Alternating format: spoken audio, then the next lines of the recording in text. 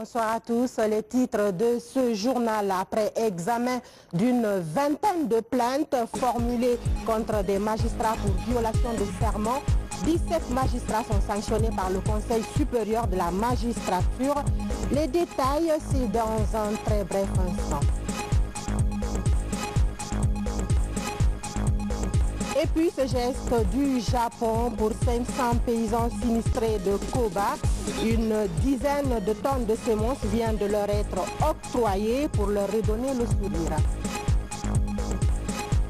Enfin, hommage a été rendu à nos 3 soldats tombés au champ d'honneur à Bamako suite à une attaque armée d'un groupe d'inconnus, 3 martyrs, à qui la Guinée rend un grand hommage. C'est tout pour le sommaire, mesdames et messieurs. Bonsoir, bienvenue dans ce journal. Je vous le disais à l'instant, le Conseil supérieur de la magistrature, l'organe chargé de la discipline des magistrats, vient d'examiner une vingtaine de plaintes. Elles ont été formulées contre des magistrats pour violation de serment et des décisions ont été prises allant de l'avertissement à la rétrogradation. Tierne Younoussaba. Conseil supérieur de la magistrature est un organe de régulation de la profession de magistrat. Au terme de 2 semaines de session disciplinaire, 21 décisions sont rendues contre des magistrats pour violation du serment. Il y a eu 4 cas d'avertissement adressés à des magistrats. Il y a eu 5 cas de blâme. Après l'avertissement, c'est le blâme. Il y a eu une radiation au tableau d'avancement pendant 3 ans. Ça veut dire que ce magistrat, on a estimé que compte tenu des fautes qu'il a commises, il ne va pas avancer pendant 3 ans. Retrait de fonction. On a compris que certains magistrats n'étaient pas préparés à assumer des fonctions de responsabilité. Ça veut dire qu'il ne peut pas être facilement président du tribunal ou procureur dans une juridiction parce qu'il leur manque un peu l'esprit de responsabilité. Ce qui fait donc qu'au point de vue de cette sanction-là, il y a eu un cas. Un magistrat, à celui-ci aussi, on lui a retiré les fonctions de chef de parquet, de chef de siège pendant un délai de 3 ans. Donc il restera en sous-ordre pendant 3 ans. La rétrogradation. Rétrogradation par abaissement d'un grade. Donc dans ce cas-là, il y a eu 3 magistrats qui ont été rétrogradés par abaissement d'un grade. 3. La rétrogradation par abaissement de 2 grades. Donc, quand on est rétrogradé par abaissement de 2 grades, ça équivaut en moyenne à 24 années de retard. Voilà. Et à ce niveau-là, il y a eu 3 magistrats qui ont été rétrogradés par abaissement de 2 grades. Sur les 33 dossiers initialement programmés, certains sont jugés irrécevables et d'autres renvoyés à la prochaine session disciplinaire. Après avoir entendu le plaignant examiner les pièces, le conseil de discipline a estimé que les faits ne tenaient pas à l'encontre du magistrat. Donc, à ce niveau-là, il y a eu 8 rejets de plaintes. Donc, les plaintes étaient sans fondement. Au cours de cette session, 2 questions nous ont interpellés particulièrement. C'est le nombre de renvois des dossiers. On a eu 12 renvois pour comparution des plaignants. Ce nombre-là est important et il nous interpelle. Et il y a eu, enfin, 21 décisions examinées qui ont abouti aux sanctions que j'ai indiquées si haut. Le conseil de discipline composé de magistrats siège à chaque fois qu'il y a nécessité pour examiner les griefs formulés à l'encontre de leurs confrères. De 2014 à nos jours, 98 décisions rendues ont abouti à plusieurs sanctions et à la révocation de 2 magistrats.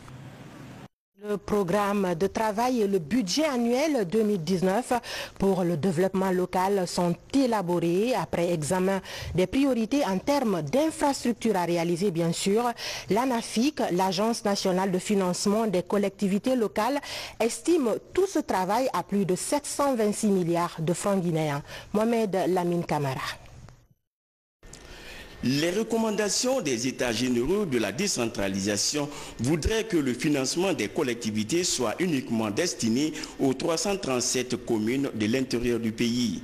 2 semaines après la tenue du forum, l'équipe technique de l'Agence nationale de financement des collectivités présente son programme de travail et du budget annuel 2019. Pour l'année 2019, les interventions de l'agence seront axées que sur des projets de développement en lien avec le PNDS et les compétences transférées aux collectivités. Pour ces premières opérations, 1340 micro-projets vont être identifiés pour un financement estimé à plus de 726 milliards de francs guinéens. On ne peut pas envoyer des ressources importantes comme ça aux collectivités sans mettre des dispositions pour les accompagner à la réalisation de ces infrastructures. Donc l'accompagnement des collectivités consiste au niveau national, nous, à superviser tout ce qui est en train de se faire. Au niveau national, aux différents ministères concernés à définir les politiques nécessaires qu'il faut pour cela. Au niveau préfectoral, à apporter un appui technique de proximité aux différentes collectivités pour la réalisation de ces infrastructures.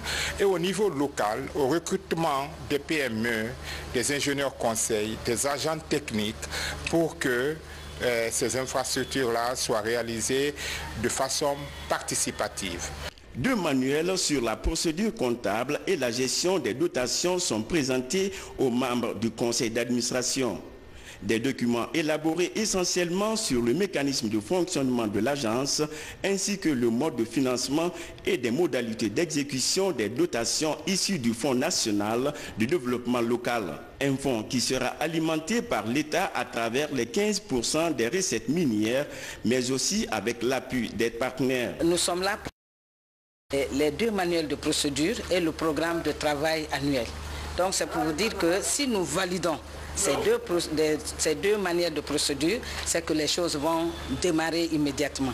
Donc on a vraiment du boulot à faire pour développer les collectivités locales. La mission de l'Agence nationale de financement des collectivités est de faire en sorte que les acquis de l'État en termes de décentralisation soient pérennisés au bénéfice des collectivités locales.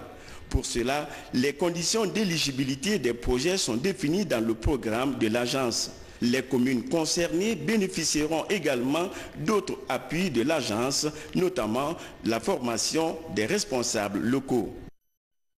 3 Guinéens sont tombés au champ d'honneur la semaine dernière à Bamako par suite d'agressions armées par des inconnus. 3 martyrs à qui des hommages mérités ont été rendus par la Guinée tout entière. La cérémonie funèbre a été rehaussée de la présence du Premier ministre, chef du gouvernement. C'était à la base aérienne principale de Conakry. Reportage, sergent-chef Lamine Sanakamara. L'armée guinéenne honore ses 3 braves soldats, morts au champ d'honneur pour une cause noble et juste à travers cette cérémonie funèbre où une foule d'autorités civiles, militaires, parents, amis et connaissances leur rend un dernier et vibrant hommage ici à la base aérienne principale de Conakry. C'est le lieu de rendre un vibrant hommage aux forces armées guinéennes pour leur bravoure, leur détermination et l'engagement de la Guinée dans la lutte contre le terrorisme au Mali. Je voudrais vous assurer de toute la sympathie de l'ensemble du système des Nations Unies et à remercier la nation malienne qui a déjà décoré nos soldats défunts et remercier la Guinée pour tout ce qu'elle fait pour le maintien de la paix, pour le renforcement de la coopération internationale et de l'action humanitaire. Répondre à l'appel de la nation en tout temps, en tout lieu et en toutes circonstances pour la défense de l'intégrité du territoire et du tricolore national, tel est le devoir du militaire. C'est dans l'application de cette mission régalienne que l'adjudant-chef Ismaël Bangoura, sergent-chef Yves Haba et Michel Théa sont morts au Mali. Ils sont décorés à titre posthume de la médaille commémorative. Je prends la parole au nom de son Excellence, Monsieur le Président de la République, chef des armées. Au nom de son Excellence, Monsieur le Premier ministre, chef du gouvernement, et au nom de l'ensemble des membres du gouvernement, pour rendre un vibrant hommage à nos 3 soldats froidement assassinés le 22 février dernier. Par cette mort brutale et inattendue, vous rejoignez le peloton des martyrs qui ont donné leur vie pour l'émancipation de notre continent. Soyez rassurés que ce noble combat infini de la liberté et de la souveraineté africaine sera poursuivi inlassablement par vos camarades d'armes. Partis à la fleur de l'âge, ces 3 sous-officiers regagnent leur dernière demeure ce vendredi au cimetière de Cameroun pour les 2 sergents-chefs et au cimetière de la sous-préfecture de Monchon pour l'adjudant-chef Ismaël Bangoura. Ils laissent derrière eux des veuves et des enfants. A noter que ces 3 martyrs avaient été décorés par l'État malien et les Nations Unies à Bamako. Pratique douanière, notre pays inspire la Guinée-Bissau. D'ailleurs, une délégation bissau-guinéenne est en séjour de travail à Conakry pour s'approprier de notre modèle. Un début de coopération douanière qui devrait déboucher sur la signature très prochaine des accords relatifs à une assistance mutuelle. Mohamed Seyar Souma. Les douanes guinéennes intéressent de plus en plus les pays de la sous-région ouest africaine. Après la signature des accords de coopération avec le Mali et le Sénégal, la Guinée-Bissau souhaite bénéficier de l'expérience guinéenne en administration douanière. Cette séance de travail a permis de rappeler les réformes engagées dans le pays depuis 2010. Général Toumani Sangaré, normalement... Comme vous savez, Général Sangaré, il est toujours inspiré. Nous sommes venus ici aujourd'hui pour la Guinée-Conakry est source d'inspiration de notre pays. Notre indépendance, on a eu à partir de la Guinée-Conakry. Et nous sommes ici présentement pour prendre les bonnes pratiques que nous puissions les transmettre aussi dans notre administration. Pendant ce temps, la douane bissau-guinéenne connaît des interférences dans la conduite des opérations et la gestion des ressources humaines. Conséquence, la mobilisation parfois difficile des ressources internes. Le général Toumani Sangaré propose à son homologue l'uniformisation de tous les corps des douanes. Nous étions un peu comme nos frères de la Guinée-Bissau il y a quelques années. C'est avec l'arrivée du président professeur Alpha Condé au pouvoir en 2010 que le personnel douanier a été érigé en un corps unique paramilitaire et la direction nationale a été érigée en direction générale. Ça a été la base de toutes les réformes que nous avons connues actuellement. Donc c'est pourquoi nous avons dit que pour donner un levier de commandement, un levier de réforme au directeur général des douanes de la Guinée-Bissau, il faudrait bien que le personnel douanier de la Guinée-Bissau soit érigé en un corps unique paramilitaire. Les administrations douanières de la Guinée et de la Guinée-Bissau sont favorables à la poursuite de ce cadre d'échange. Une rencontre plus élargie sur la coopération douanière est annoncée par les 2 parties. Elle devra se tenir en Guinée-Bissau dans les mois à venir. Autre sujet d'actualité, passation des marchés publics par le biais d'appels d'offres. Une formation est en cours pour sensibiliser les acteurs des marchés publics sur la nécessité de choisir l'offre économique la plus avantageuse pour beaucoup de raisons. Abraham Christophe Conté, Daouda Tabansila. Ils viennent des différents départements ministériels et d'institutions autonomes pour échanger sur les questions liées au renforcement des capacités en matière de vulgarisation des règles et techniques liées à la passation des marchés publics. La formation se situe dans le cadre de l'amélioration de la gouvernance économique. Ce que je peux leur donner, c'est de croire en eux-mêmes. Ensuite, c'est d'être catégorique, c'est d'être intransigeant par rapport aux directives, par rapport aux différentes directives des bailleurs de fonds 1, du contenu local et de l'application du code des marchés de notre pays. À travers le programme qui est établi par le cabinet MC Procurement, c'est une opportunité pour l'ensemble des acteurs de la procédure de passation de contrôle que nous sommes. Nous avons développé des problématiques, des thématiques qu'on a essayé de développer et trouver des solutions afin de mieux qualifier les acteurs de la procédure de passation que nous sommes dans la seule perspective de maîtriser ou limiter les saignées financières au niveau de l'État. La rencontre qui va durer 2 jours est initiée par le cabinet MCF Procurement, un cabinet privé spécialisé dans la formation et le conseil dans le domaine des marchés publics. Lorsque l'État décide d'attribuer un marché public, il y a des règles et des procédures à suivre. Et donc l'objectif de cette initiative, c'est de vulgariser ces règles et ces procédures auprès et des agents publics et des opérateurs du secteur privé. Je pense qu'avec la formation qu'on a suivie ici, nous allons sortir beaucoup plus clair sur le travail qu'on est en train de faire, c'est-à-dire faire des soumissions, savoir comment ils font, avoir une idée, comment ils font l'évaluation des offres pour nous permettre de mieux nous préparer pendant les préparatifs de nos offres. Créé il y a seulement quelques mois, le cabinet MCF Procurement a pour ambition d'organiser des rencontres d'information avec les opérateurs économiques. Il compte inciter les pouvoirs publics à prévoir des mesures appropriées en faveur des PME guinéennes impliquées dans les programmes de développement national. Et puis, c'est une nouvelle guerre ouverte contre les opérateurs de paris clandestins. Les personnes qui se livrent à cette pratique sont traquées et plus de 120 machines à sous viennent d'être incinérées en haute banlieue de Koya par les nouvelles autorités de l'Agence de régulation des jeux en Guinée. Explication Falilou Diallo. Les nouvelles autorités de l'Agence de régulation des jeux en Guinée comptent lutter contre sa pratique illicite. D'où cette opération d'incinération de plus de 120 machines à sous sur le site de Karba, sous les pieds du Mwanka Kolima, dans la banlieue de Koya. C'est un signal fort qu'on veut lancer à l'endroit des clandestins pour dire effectivement que la Lunagui existe et que toute personne qui s'hasarde désormais à se livrer à ces jeux du clandestin et que la police des jeux, la Lunagui est là pour les traquer partout où ils seront sur tout le territoire national. Cette opération fait suite à une saisie effectuée depuis 3 ans.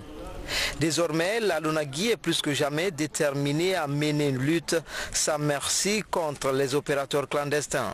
La Lunagui assumera sans faille sa mission pour le plus grand bien des parieurs et des opérateurs installés en toute légalité. Concernant ces machines qui viennent d'être incinérées, elles ont été introduites frauduleusement dans notre pays. Elles n'ont pas été autorisées par la Lunagui. Leurs propriétaires n'ont pas reçu d'autorisation de les utiliser. C'est le lieu pour moi de lancer un appel aux autorités douanières pour nous aider dans l'importation des machines frauduleuses. En attendant, notre police de jeu et nos équipes spécialisées vont continuer le travail de terrain pour débusquer les fraudeurs. À travers cette campagne, plus de répit pour les sociétés de paris clandestins en Guinée. Des agents seront déployés sur tout le territoire pour combattre cette mauvaise pratique qui contribue à la fuite des capitaux dans notre pays.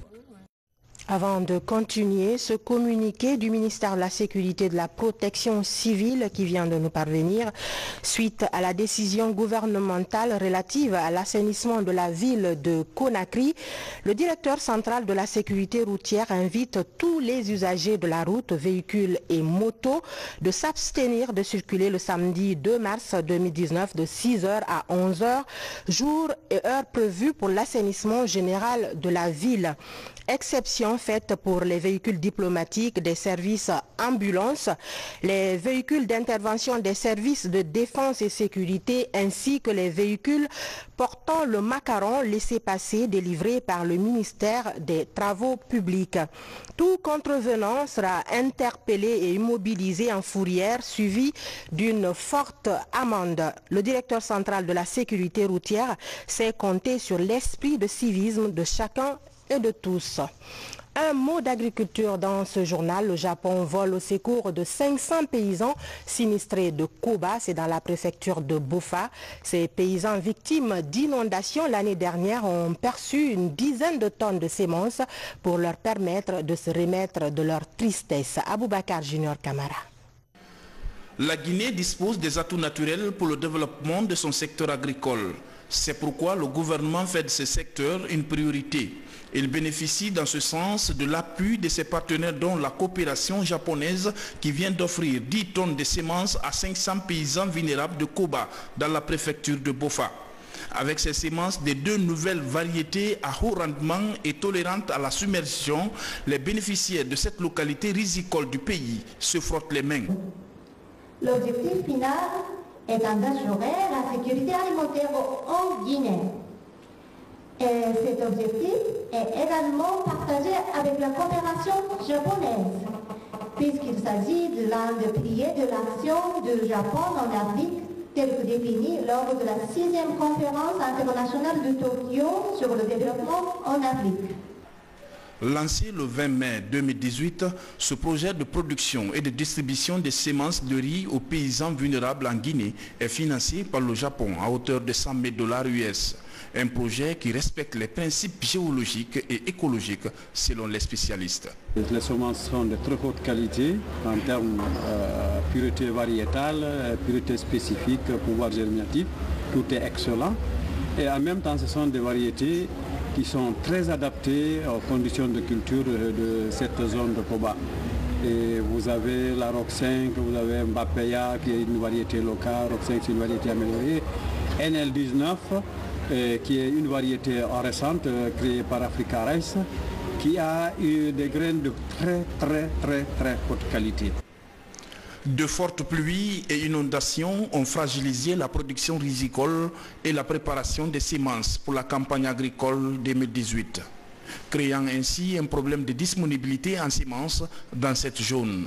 Ce geste du Japon donc vient à point nommé. Tout appui qui vient dans le sens d'impulser, de booster ces productions est de nature à résoudre les grands problèmes et relever les grands défis du gouvernement guinéen. C'est suite à la visite du Centre international de recherche pour les sciences agricoles du Japon par le chef de l'État en juin 2017 que ce partenariat dans le domaine agricole fut signé entre la Guinée et le pays du soleil levant.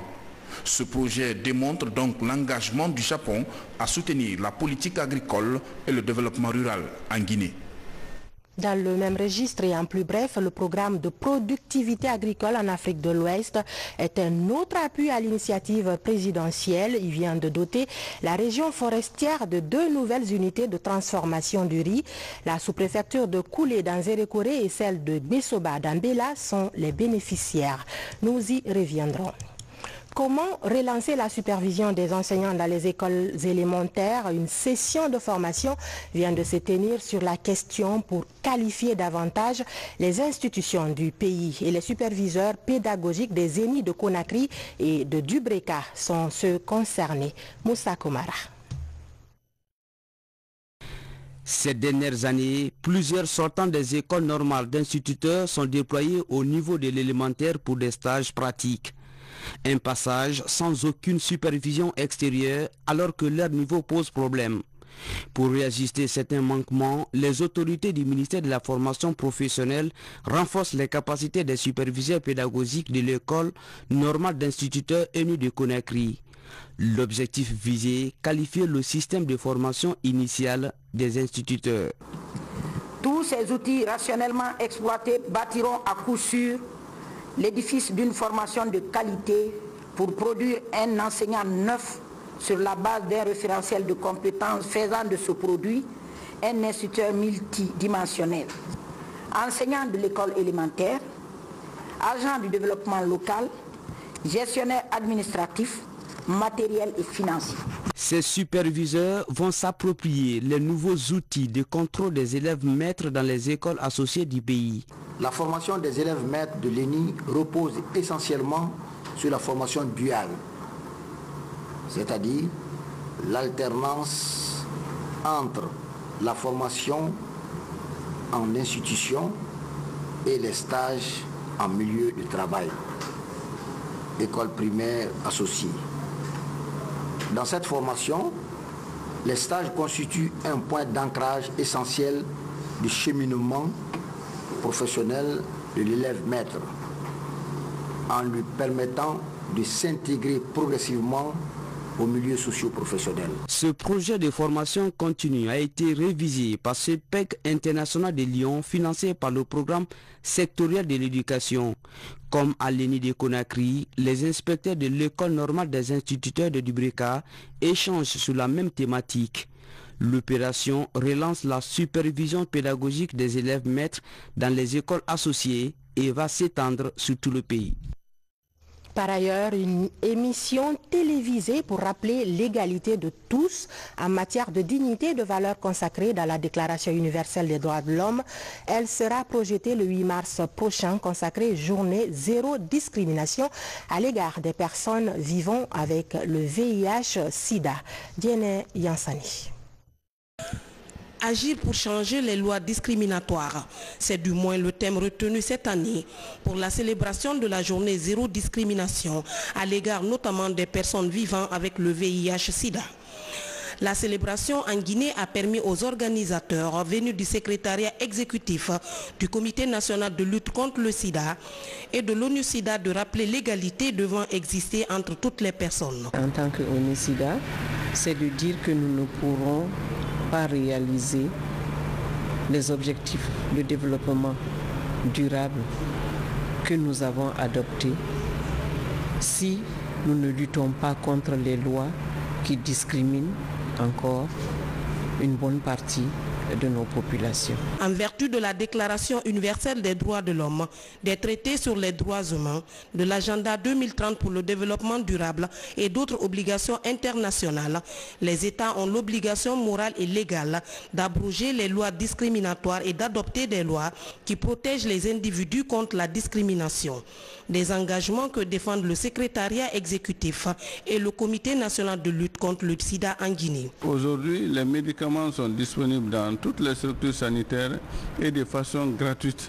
Et quand une personne séropositive prend son médicament correctement dans un intervalle de 2 à 3 ans, cette personne, sa charge virale devient indétectable.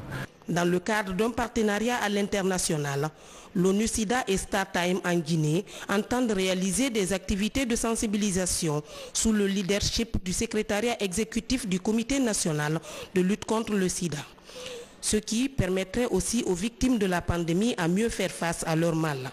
Aujourd'hui, StarTime n'est pas que commercial. Nous avons introduit dans notre plan de 2030, tout comme l'ONU-SIDA, d'œuvrer dans l'humanitaire et puis d'aider ou d'assister les personnes vivantes avec le VIH-Sida à travers nos plateformes. Vous n'êtes pas sans savoir que nous avons des millions d'abonnés aujourd'hui et si nous impliquons StarTime dans cette lutte, ça permet d'atteindre plusieurs cibles à travers les télés, les chaînes ou encore à travers les applications que nous utilisons pour diffuser nos contenus.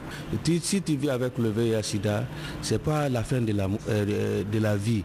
Tu peux vivre avec le patient infecté par le VIH, vous allez manger ensemble, dormir ensemble, se saluer, boire dans le même gobelet sans aucune contamination. Mais la discrimination tue plus que le VIH. Cette année, la journée zéro discrimination insiste sur les actions que les individus, la société civile ou les gouvernements peuvent entreprendre pour changer les lois discriminatoires. Un autre communiqué, mais cette fois de l'INIDH, l'Institution nationale indépendante des droits humains, un communiqué portant sur la convocation de l'Assemblée plénière. Le bureau exécutif de l'Institution nationale indépendante des droits humains rappelle au commissaire aux droits de l'homme et à l'opinion publique que l'ouverture officielle de la première session ordinaire 2019 de l'Assemblée plénière de la dite institution aura lieu mardi 5 mars à 10h au Palais du Peuple, salle du 28 septembre, signé Boubacar Yassine Diallo, vice-président chargé de l'administration. Parlons à présent de cette importante rencontre sur le tourisme qui vient d'être organisée à Conakry. C'était à l'occasion de la 3e conférence annuelle du Club des jeunes professionnels guinéens.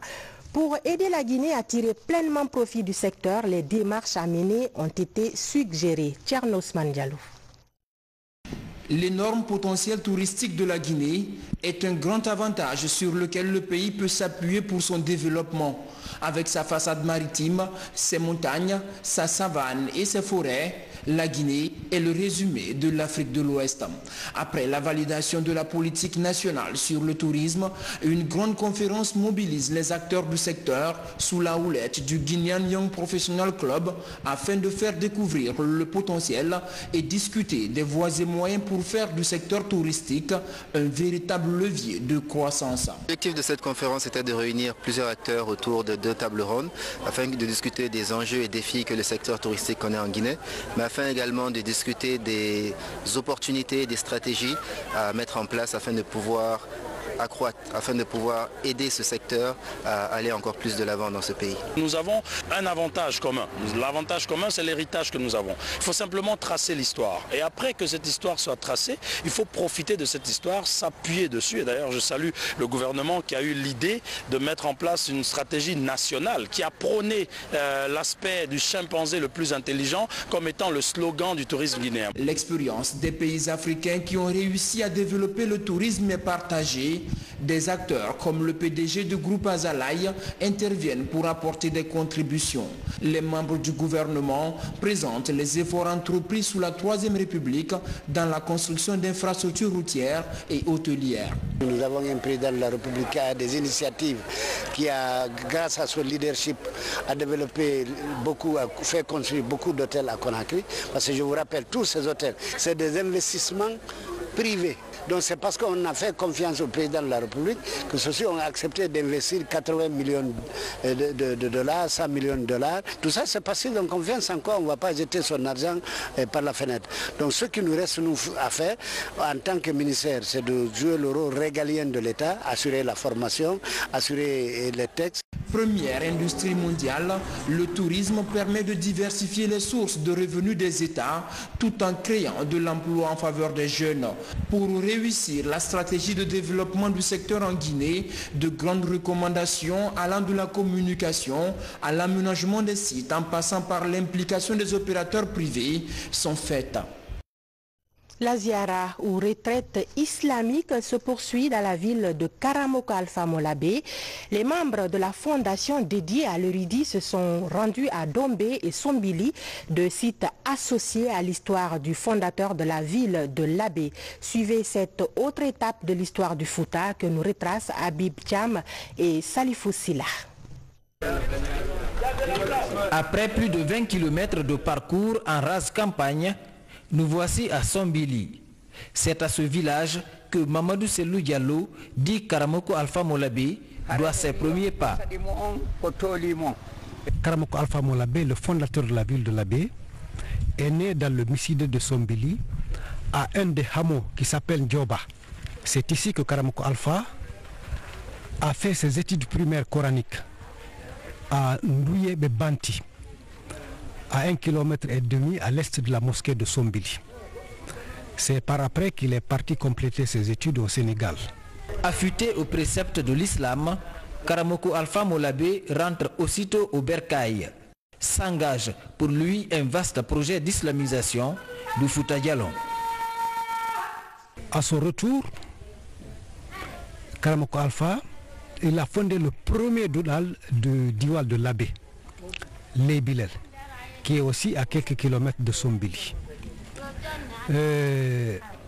Pour encore la petite histoire, la mosquée de Sombili, elle a été fondée un peu avant la grande mosquée de Labé. Et c'est lorsqu'il a implanté cette mosquée qu'il est parti implanter la mosquée de Popodra et ensuite celle de Labé. Par ses prières et invocations, la fondation Karamoko Alpha Molabé honore son héros avant de s'incliner devant la mémoire des anciens érudits de Sombili. Un peu plus tôt, nous étions à Dombé, dans la banlieue de Labé. Ici, se construit une école à la gloire du fils d'Alpha Abou Saliou et de Salimatou Feti de Sombili. C'est un site où Karamoko Alpha Molabé venait toutes les 18 heures pour égrener son chapelet.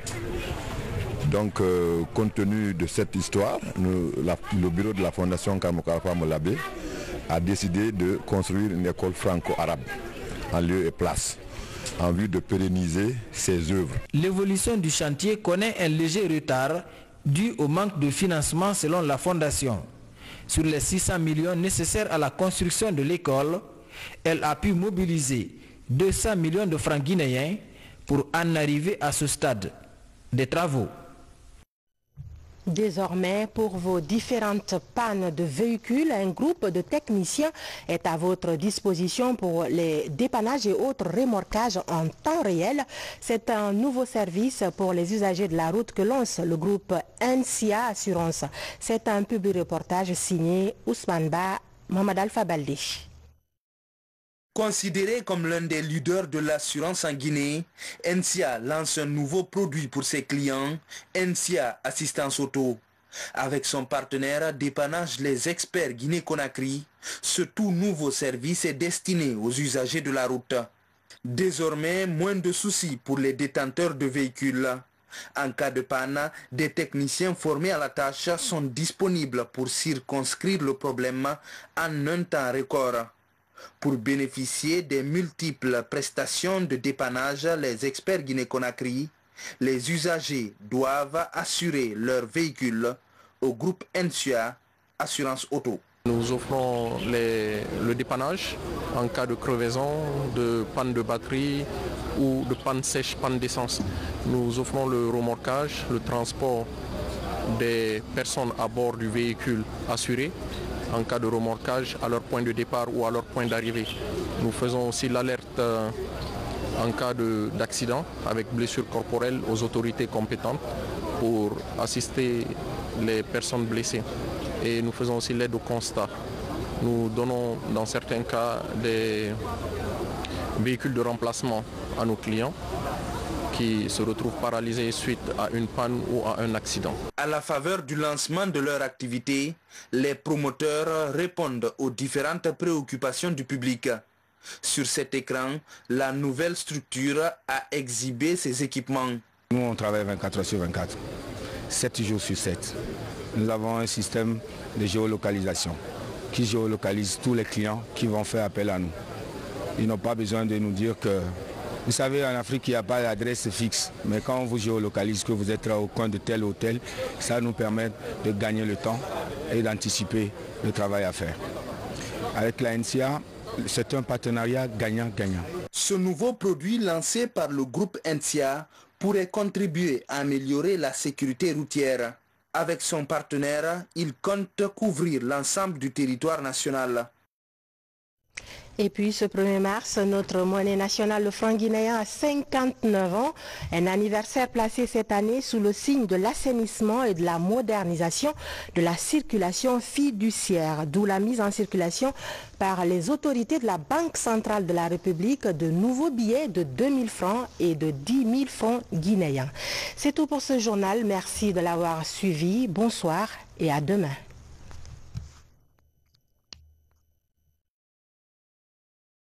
Thank you.